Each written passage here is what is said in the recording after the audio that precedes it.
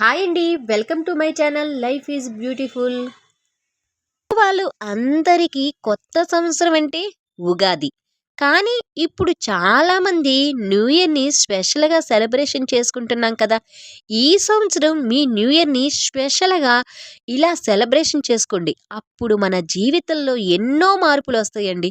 అలాగే మనం అందరికీ నచ్చేటట్లు, అందరూ మన్ని చూసి మెచ్చేటట్లు అంతే కాదండోయ్! మనమనుకున్న గమ్యానికి ఖచ్చితంగా చేరతామండి. మన మనసుకు నచ్చే స్థాయికి ఖచ్చితంగా వెళ్తాం. అదెలా అనుకుంటున్నారా? డోంట్ వరీ అండి. ముందుగా అందరికీ నా ఛానల్‌ని సబ్స్క్రైబ్ చేసిన ప్రతి ఒక్కళ్ళకి న్యూ ఇయర్ శుభాకాంక్షలండి. కొత్తగా ఎవరైనా నా ఛానల్ చూస్తుంటే సబ్స్క్రైబ్ చేసుకోండి. అందరికీ ఆయురారోగ్యాలు, అష్టైశ్వర్యాలు, సుఖ సంతోషాలు ఆ భగవంతుడు అందరికీ అందించాలని ఆశిస్తూ వీడియోని స్టార్ట్ చేద్దాం. మన న్యూ ఇయర్‌ని ఇలా మనందరం సెలబ్రేషన్ చేసుకుందామండి. కొత్త సంవత్సరంలోకి అడుగు పెడుతున్నాం కదా! అంటే మనం ఆ భగవంతుడికి మనందరం సమానమేనా? అంటే పాత సంవత్సరంలో మనందరం ఒక్కొక్కసారి కొన్ని కష్టాలు, సుఖాలు అన్నీ అనుభవించాం కదా! ఎందుకు అందరికీ అన్నీ సమానంగా ఇచ్చారా? అంటే ఏమనుకుంటావు? గాలి, భూమి, నీరు, నిప్పు, ఆకాశం. అంతే కదా! ఈ పంచభూతాలే అందరికీ భగవంతుడు సమానంగా ఇచ్చారు అనుకుంటాం. కానీ ఇంతకన్నా ఆ భగవంతుడు ఎన్నో ఔషధాలు మనందరికీ ఇచ్చారండి. ఔషధాలా? అంటే వంటింట్లో ఉండే ఔషధాలు కాదండోయ్! ఈ సంవత్సరం మనం కొత్త సంవత్సరంలోకి వచ్చేసాం కదా! ఒక్కసారి తెలుసుకుందామండి. భగవంతుడు ప్రసాదించిన వాటిని ఔషధాలు అనుకున్నామండి. అవేమిటంటే బ్రహ్మ ముహూర్తంలో నిద్ర లేవటం అనేది ఈ న్యూ ఇయర్ నుంచి మనం స్టార్ట్ చేసామనుకోండి, ఆ టైంలో మనం అనుకున్న పనులు అంటే మనం అనుకున్న ఒక గమ్యానికి మన మనసుకు నచ్చే స్థాయికి ఖచ్చితంగా వెళ్తామండి.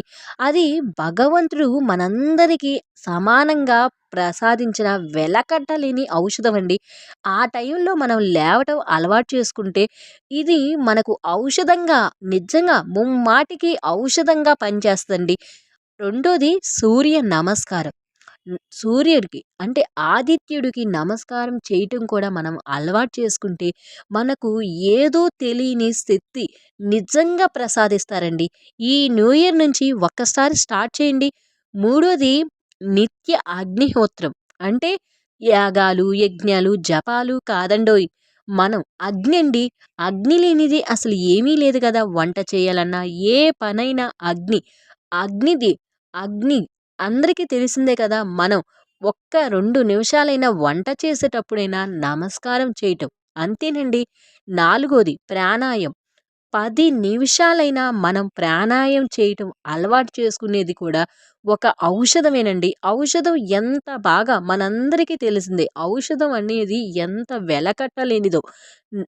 5 ధ్యానం. మనసులో ఏ ఆలోచన లేకుండా కళ్ళు మూసుకొని ధ్యానం చేయటం కూడా ఆ భగవంతుడు ప్రసాదించిన వెలకట్టలేని ఔషధమండి. ధ్యానం కూడా వెలకట్టలేని ఔషధమండి. ఇలా ఎన్ని మనకు ఇవి చాలా సింపుల్‌గా అనిపిస్తది కానీ, భగవంతుడు మనకు ఎన్నో ఔషధాలు మన ముందు ఇచ్చారండి. అలాగా 6 ఆరోది ఉదయం, సాయంత్రం కాసేపైనా నడవటం అనేది కూడా ఔషధం. 7 ఎప్పుడైనా మనం ఆరోగ్యం కోసం ఉపవాసం చేయటం. అంటే ఎప్పుడైనా ఎన్ని సార్లైనండి మనం ఉపవాసం చేయటం కూడా ఒక ఔషధంగా మనకు మన బాడీకి పనిచేస్తదండి. 8 కుటుంబంతో కలిసి భోజనం చేయటం అనేది కూడా ఔషధమేనండి. కుటుంబంతో మనం కలిసిమలిసి భోజనం చేస్తే కూడా ఒక ఔషధంగా మనందరికీ తెలిసిందేనండి. 9 మనస్ఫూర్తిగా నవ్వటం, నవ్వించటం అనేది కూడా ఔషధమే. భగవంతుడు ప్రసాదించిన వెలకట్టలేని ఔషధమేనండి. ఇక 10ది గాఢమైన నిద్రపోవటం. చూడండి ఇది చాలా సింపుల్ అనుకుంటాం. గాఢమైన నిద్ర ఎప్పుడొస్తది?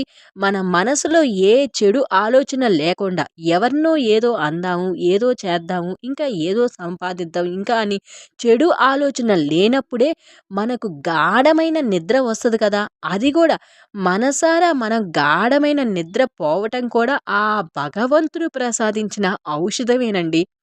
ఇంకా 11 అందరితో కలిసిమెలిసి ఉండటం.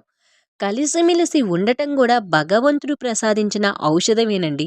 12 మన మనసుతో అంటే మన మనసుతో మనమే మనం ఇక సంతోషంగా ఉండాలి అని నిర్ణయించుకోవటం. నిజంగా ఇది మనకు ఎన్నో సార్లు కష్టాలు ఒక్కొక్కళ్ళు మన ఎంతగానో బాధపడతారు. కానీ ఒక్క 2 నిమిషాలు మన మనసుతో మనమే మాట్లాడుకొని సంతోషంగా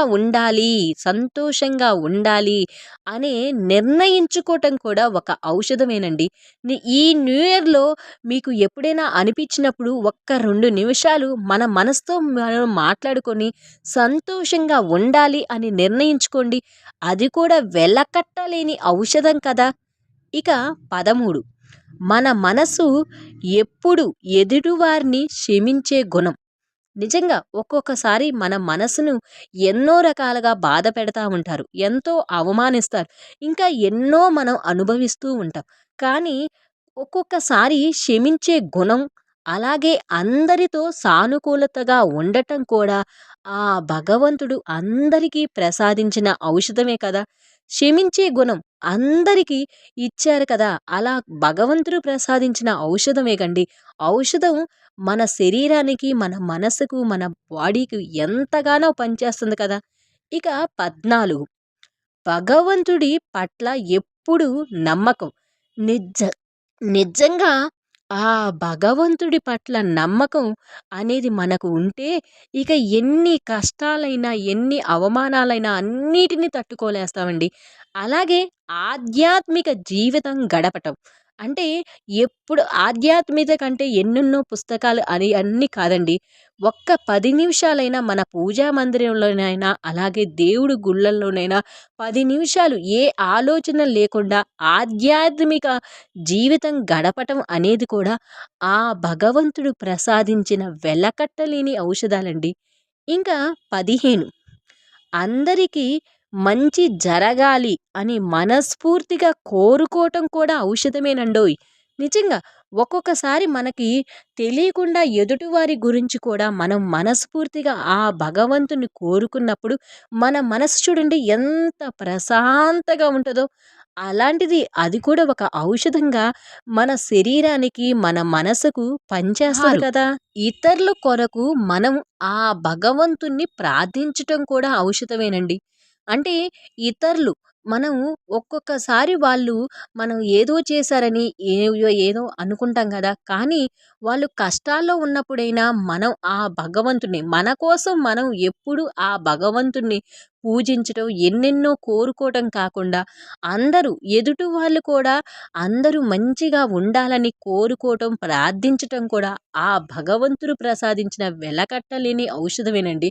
అంటే అప్పుడు నా మనసు ఎంత ప్రశాంతంగా ఉంటదోనండి.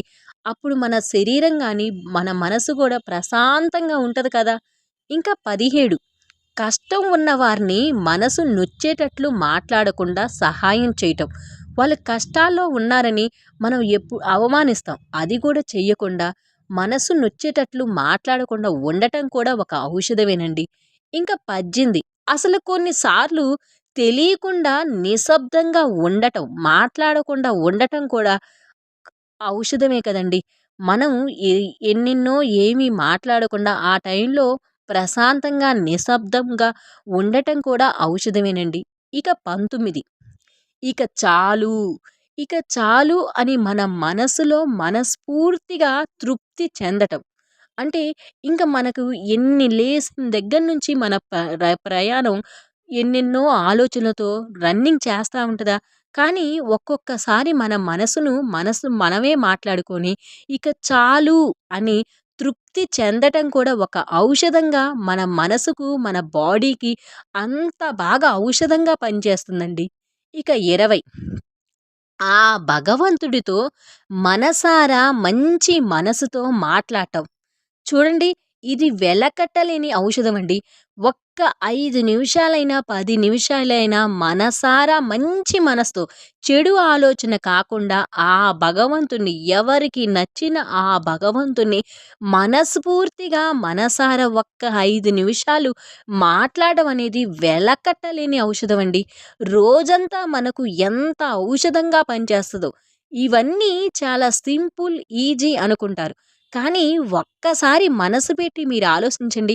ఈ న్యూ ఇయర్‌ని మీరు ఇలా కొన్ని కొన్ని మనం తప్పొప్పులు అన్నీ చేస్తా ఉంటాం. కానీ సింపుల్ అనుకుంటాం ఇవన్నిటిని.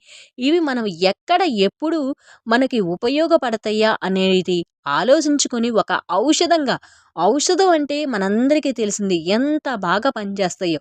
వాటిని మనం ఆ భగవంతుడు నిజంగా మనందరికీ సమానంగా, మానవులందరికీ సమానంగా ప్రసాదించిన ఔషధాలే కదండీ! ఈ ఔషధాలను మనం ఎప్పుడు, ఎలా ఉపయోగించుకోవాలో అని చూసి ఇలా సెలబ్రేషన్ చేసుకోండి. అంటే ఒక్కరోజే కాదండి. ఇవి ఇవన్నిటిని మనం ప్రతిరోజు ఒక సెలబ్రేషన్‌గా వీటన్నిటిని మనం పట్టుకొని సెలబ్రేషన్‌గా చేసుకుంటే మన జీవితం ఆనందమయం కదండీ! చివరిగా ఒక్క మాటండి. జీవితంలో ఓడిపోవటం, మోసపోవటం, పడిపోవటం అనేది ఏమీ ఉండవు. కేవలం నేర్చుకోవటం మాత్రమే ఉంటుంది. కొందరు ఓడిపోయి ఎలా గెలవాలో నేర్చుకుంటారు. ఇంకొందరు మోసపోయి ఎలా జాగ్రత్తగా ఉండాలో నేర్చుకుంటారు. ఇంకొందరు పడిపోయి ఎలా పట్టుదలతో నిలబడాలో నేర్చుకుంటారు. ఇదేనండి జీవితం ఒక పాఠశాల. ఇక్కడ నేర్చుకోవటం అనే మాత్రమే ఉంటుంది. ఏంటి ఇప్పుడు ఇయన్నీ అవసరమా ఈ న్యూ ఇయర్‌ని అని అనుకుంటాం. కానీ ఈ కొత్త సంవత్సరం, పాత సంవత్సరంలో మనం ఏం తప్పొప్పులు చేశామా అనేది సరిచేసుకొని ఒక ముందడుగు ఏస్తే చాలండి. ఇలా మనం ఇవి భగవంతుడు ప్రసాదించిన కొన్నిటిని మనం అందులో ప్రతి ఒక్కటి ఉపయోగమేనండి. అవి ఎప్పుడు ఎలా మనం ఉపయోగించుకోవాలని ఆలోచించుకొని మన జీవితాన్ని ఆనందమయం చేసుకుందామండి. ఈ జనవరి న్యూ ఇయర్ ఒక్కరోజే కాదండి. ప్రతిరోజు గూడా సెలబ్రేషన్. అంటే వీటన్నిటిని ఔషధాల్ని మనం సెలబ్రేషన్ చేసుకుందామండి. ఆ జీవితాన్ని ఆనందమయం చేసుకుందాం. ఈ వీడియో మీకు నచ్చితే ప్లీజ్ లైక్, షేర్, సబ్స్క్రైబ్.